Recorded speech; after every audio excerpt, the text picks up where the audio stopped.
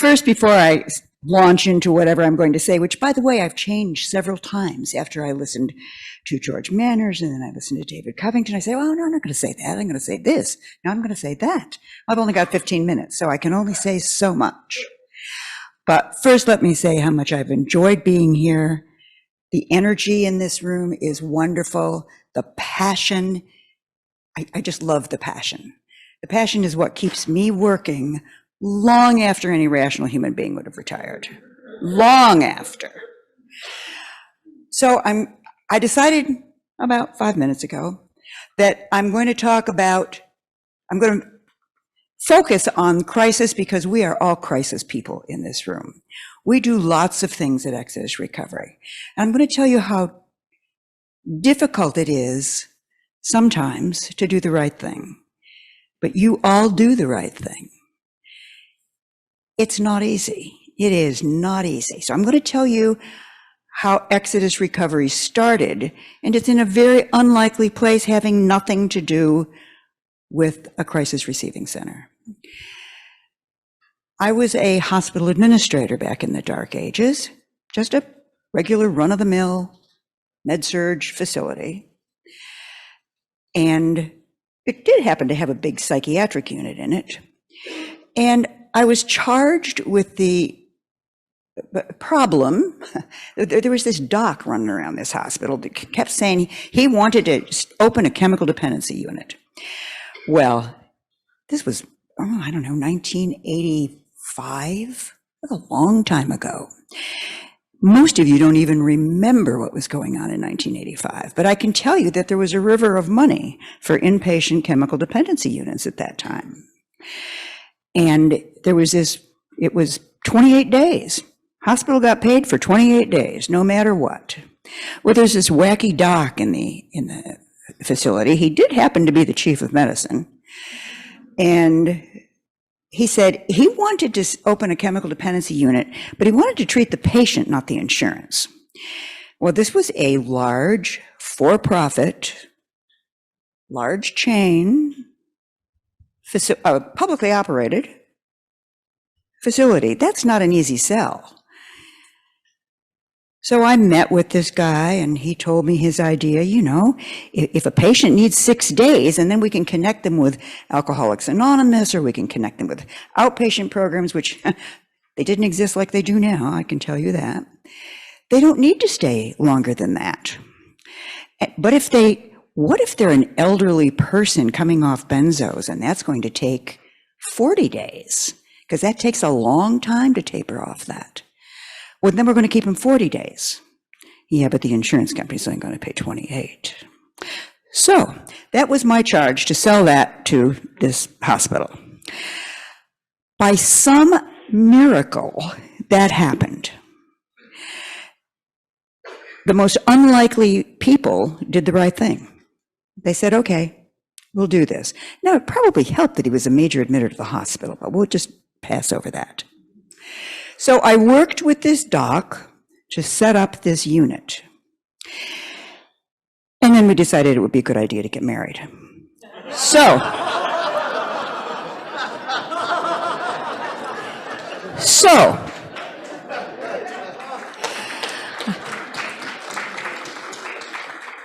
I left that facility because it probably wouldn't be a good idea to stay there at that time, and ran off I went to run another little hospital, little 100-bed med-surg hospital down the street.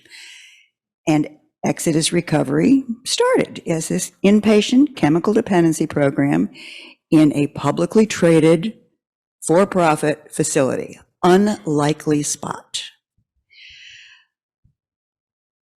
And we treated the rich and famous. It was in West Los Angeles. That's who was there. He was a well-known physician. We treated the rich and famous. And then another hospital wanted an Exodus unit, and then another hospital wanted an Exodus unit. And Dr. Murphy said to me, why don't you come back and run this company? Because it appears it might be growing. I mean, you are an MBA. Why don't you come back and I said, no. Why would I want to do that? I have this wonderful marriage. Why in the world Why in the world would I want to come and run a company with you? Anyway, I did. And 35 years later, it was still fine. So this doc was a gastroenterologist, an internist, an addictionologist. He actually helped to write the first board exam for addictionologists. He was also 11 years recovering alcoholic. So he was very passionate, very passionate. And because of that passion, he did the damnedest things in a hospital that made me very nervous. Because now I'm running an inpatient unit in the hospital, and this doc that now I'm married to he's bringing a dog in, and he's telling a patient, "You can bring your cat. We'll go get it. Where's your cat?" Now, this was long before anybody ever heard of Whatever It Takes or No Wrong Door. He made me a wreck. But one of the things that you will appreciate is, one of the other things he did that made me a wreck was he would bring in what we referred to as alumni. We now refer to them as peers. People who had recovered and who had gone through this program, he would trot them in to go talk to another patient.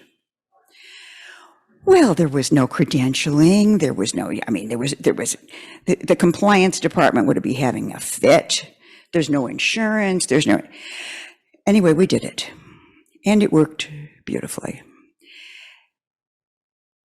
We also were asked in this big facility to run an inpatient, a 60-bed inpatient psychiatric facility, a distinct part in the hospital. So now we've got this chemical dependency program, and we've got this big inpatient psychiatric program. We had affiliated with some friends who were psychiatrists and knew something about psychiatry. And we had discovered that, some of these people that are in the chemical dependency unit need a little more after they're sober. They still need some mental health. And a strange thing happened in LA County. An RFP came out for something called the Partners Program.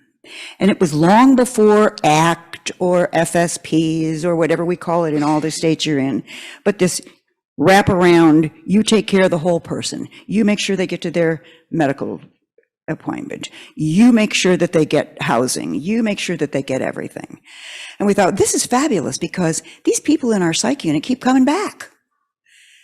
Our emergency department is flooded with psychiatric patients. This is wonderful. This is a place that we can actually discharge a client to, and they might not come back all the time. Well, we were discouraged greatly from applying for that RFP because we'd never been a county contractor. We didn't know the first thing about contracting with the county. I've since learned a lot more, and if I'd known what I know now, maybe. But anyway, we did that, and much to everybody's amazement, they gave us a contract. So that's how we became a county contractor in Los Angeles County. Never intended for that to be. But here we are in this hospital with a full emergency department full of psychiatric patients. What are we going to do about this? We've got to do something. So, but now I've got entree to people who actually work in the county, and I think I had Leanne. What was the size of that contract? It was tiny. I don't know. Under $1 million. So, but I had access now to people who worked in the county, and I could go say things to them, and then I still at that time thought you could just walk up and give them a good idea, and they'd do it. Well, but something in California called the Mental Health Services Act passed, and there became a river of money available for this kind of thing, and I thought, you know what? Maybe they'll listen to us now. So I wrote a proposal to LA County And I said, you know, if we had an alternative to that emergency department, and they didn't have to go to the emergency department that's burdened with EMTALA and all the things that emergency departments are burdened with, risk aversion and all that stuff. Let us do something called an urgent care center. Now, I did not know a CSU existed. We just had a model in mind. Let's just take everybody in. And Dr. Murphy said to me, and Madam, we've got to take, Madam is what he called me, Madam Administrator. So he said to me, Madam, we have to take everybody that comes in, because if everybody has to go to that emergency department first, that's not going to help. The same thing is going to happen. So we have to take everybody. Okay, we'll take everybody.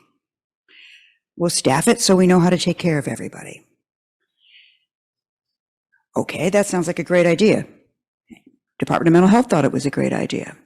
But they held these stakeholder meetings all over Los Angeles to involve everybody, like John Franklin Sierra was saying. They always involve everybody. Well, believe me, all over LA County. I went to these stakeholder meetings and explained why this would be a good thing to fund using MHSA dollars.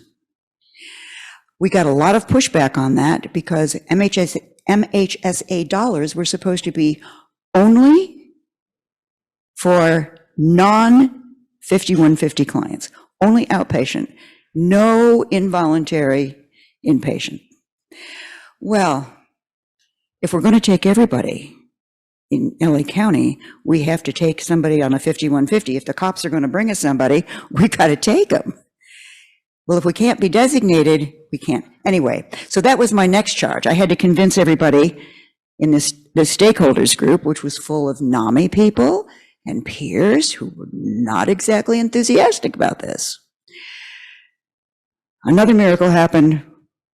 The funding happened. And then Department of Mental Health made me write a proposal, put it out for bid. And I had, really? I got to propose on my own idea? Okay. Okay, we did. I don't know if they ever got another response to that RFP. To this day, I don't know. But anyway, we got the bid. We got the contract. Well, now we got to find a place to do this. So here comes the hard part. No one would give us a location. There was no place to put this. We want this to happen, but we don't want it to happen here. So Dr. Murphy said, well, madam, we'll buy a building. Okay. So we bought a building. The city changed the zoning on the building so that we could not use it as an urgent care center. Unbelievable. Ultimately, the hospital said, okay, fine, put it inside the hospital. So it was not the most beautiful facility you've ever seen because we had to build it out in an old OR, in an Oshpod building. Those of you who have been in the hospital know how fun that is. So we couldn't do a lot of remodeling, but we did the best that we could. That was the first crisis unit in LA County. And I'm sorry, David, but it was 2006. So I told you I had to change my speech after I listened to him. So anyway, the first one was in 2006. And we now have, help me out, Leanne, 7, I think, in 4 counties in LA. And each one brings its own difficulty. And sometimes you have to say, no, I won't do it that way, which is not always popular, but sometimes it's important to do the right thing. And if somebody who wants you to do one of these says, yeah, but you can't take them. No, you can't take them. That's too risky. No, that's not what we do. And so we have said no. That's not our model. What you want to do is fine. It's fine. Do it, by all means. But that's not an Exodus program. Dr. Murphy and I decided at the very beginning that we were going to be the ICU. for mental health. If it's easy, anybody can do it. So we just proceeded to do the next thing that was in front of us. And I heard David talking about with his boiling pot of water, you know, we've got to work on throughput. Well, I'm sure that you all have lots of overstays in your crisis units for lack of a very inelegant term. Dr. Murphy used to call it the drain. It's the back door. You've got to have the ability. So we discovered that we didn't have a place to send all these people. Some of them do need inpatient units, but many of them just need housing and some support services. So we partnered with, well, not partnered, we just got to know a contractor who was willing to go out and build duplexes here and there, wherever we needed one. And we discovered that MHSA money could be used to pay the rent in this facility, and that the FSP programs, full service partnership, I'm not sure that that happens in every state that you're in, but it's a big wraparound program. And there's money, there's cash to pay for housing, and we could follow the client. Wow, I've got FSP programs. We could put these people in our FSP program, and we can follow them and we can provide the service, and it's not additional. I don't have to go ask anybody for any money. I've already got that. So when George Manners was talking the other day about you have to be very careful about, you know, what is it you're going to do? I have often said, okay, this is not really the ICU, but if I don't have this, I can't get them out of the ICU. I've got to have housing. I've got to have case management services. So there are many things that are not crisis, but you need them if you're going to make your crisis work. None of it is easy. But if you just do the right thing that's in front of you, this guy needs a house. I may have to tell you just one story about Dr. Murphy early on. Let's go back to when we first opened that chemical dependency unit, that first chemical dependency unit. He first convinced me I should come and manage this thing. I came home from work one day. He never locked the front door, ever. And there was an elderly African-American man in a lounge chair in my TV room. What? Hello? What are you doing here? Oh, Dr. Murphy told me to come over here. Okay. So I pick up the phone. This was before cell phones. You know, I pick up the phone. He's at the hospital. I talk to him. David, little something you forgot to tell me? Oh, yeah, that's George. We had to discharge him today, and he didn't have any place to go. We'll find a place for him tomorrow. Okay. That kind of stuff you can't do anymore. But that's do the right thing, even if it's not easy. Little surprising, but that was life with Dr. Murphy. I lost him 7 years ago, and you can imagine. Well, the world is a far worse place. However, we at Exodus are trying to do exactly what he wanted us to do, which is do the right thing, do the next thing that's in front of you, help the next person who needs to recover, and people recover from chemical dependency, they recover from mental illness. Just keep doing it. So I've told you about how difficult it was and continues to be. Oh, I have to hurry up, but I have to tell you this one story, and then I promise we'll go to lunch or whatever is next. When Dr. George Manners yesterday was talking about what you want to get to is a place where people come to you and you don't have to go and ask them. A year and a half ago, I got a phone call from Dr. Mark Golly, who was at the time working in the CEO's office in LA County. And he said, Luana, Housing for Health, which is a section. Three years ago? Well, time flies. Okay, so it was 3 years ago. It's taken too long, I can tell you that. It's taken 3 years ago. And he said Housing for Health, which is a section of the Department of Health Services in LA County, has this project. And you and your organization are the only ones that are going to be able to get it off the ground. Now that's seductive, you know.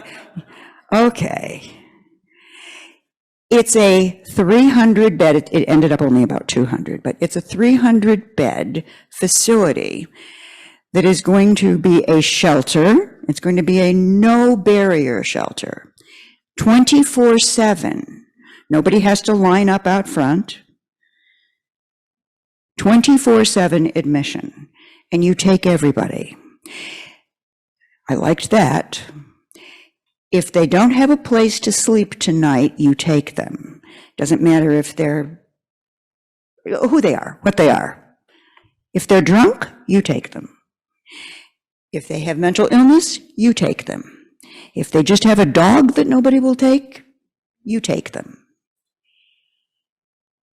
Oh yeah, and I want recoup beds there too, so that a hospital can discharge a homeless person and they'll have a place to recuperate. Medical problems, mental health problems, doesn't matter. Oh yeah, and I want a few sobering beds. Okay, this sounds easy. All right. I said, okay, Mark, I'll get back to you. I don't take a long time to make decisions. The next day, I got back to him and I said, okay, I want 3 things. I want an FQHC on site, and I want a full production commercial kitchen. I don't want any of this bringing stuff in. I mean, 3 meals a day for 300 people brought in on it. No, I want a full production kitchen. And I want this guy I know at the county to be the liaison. Oh, I forgot to tell you. He told me, oh yeah, and I want you to build it too. We're going to give you $23 million, and you are in charge of building this. That's why it was 3 years ago, and I thought it was a year and a half. It's going to be, it's 5 buildings, and it's on 3 acres of land in LA County, and it's going to open in March, maybe? March, maybe. The construction has been a nightmare. I am not, that's not my knitting. But when they tell you, you're the only one that can pull this off, I want you to build it, design it, and then run it. And you're the only one that can do it. Okay, all right. So it has been a journey, and I got 2 out of 3. I didn't get the guy I wanted at the county, and so it's been quite a journey to get this built. But we're almost there, aren't we, Leanne? We're almost there. Building number 5 is almost done. So it's worth it. It's so hard, and the journey is long. But this is how we've gotten to where we are, and still I remain optimistic, and still I keep working. And I am so impressed with all of you because you're doing the same things. Thank you.